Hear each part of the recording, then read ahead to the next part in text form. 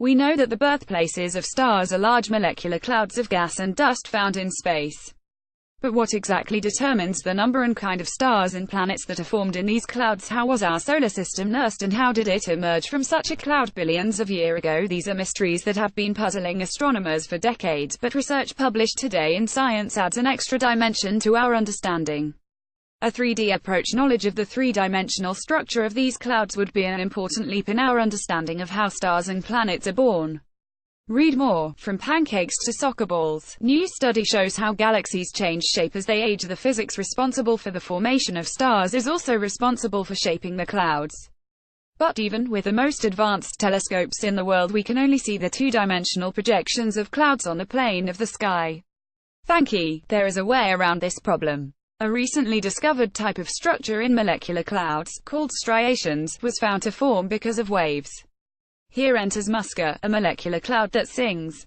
Musca is an isolated cloud in the southern sky, below the Southern Cross, that looks like a thin needle C-top image.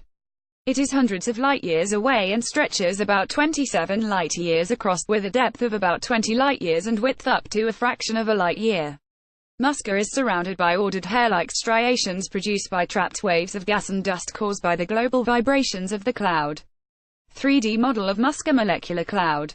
Aristritzis, Anu, author provided trapped waves act like a fingerprint. They are unique and can be used to identify the sizes of the boundaries that trap them. Boundaries are naturally created at the edges of clouds where their physical properties change abruptly. Just like a cello and a violin make very distinct sounds, clouds with different sizes and structures will vibrate in very different manners. They will sing different songs.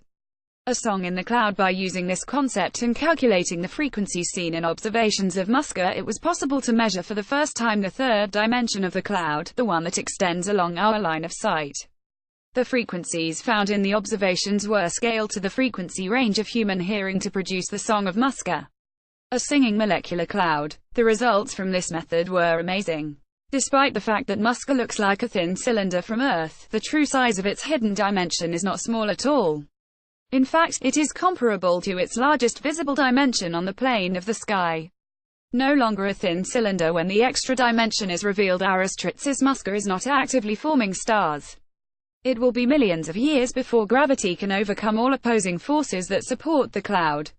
Read more. Signals from a spectacular neutron star merger that made gravitational waves are slowly fading away as a result. With its structure now determined, Musca can be used as a prototype laboratory against which we can compare our models and study the early stages of star formation. We can use Musca to better constrain our numerical models and learn about our own solar system. It could help solve many mysteries. For example, could the ices found in comets have formed in clouds rather than at a later time during the life of our solar system?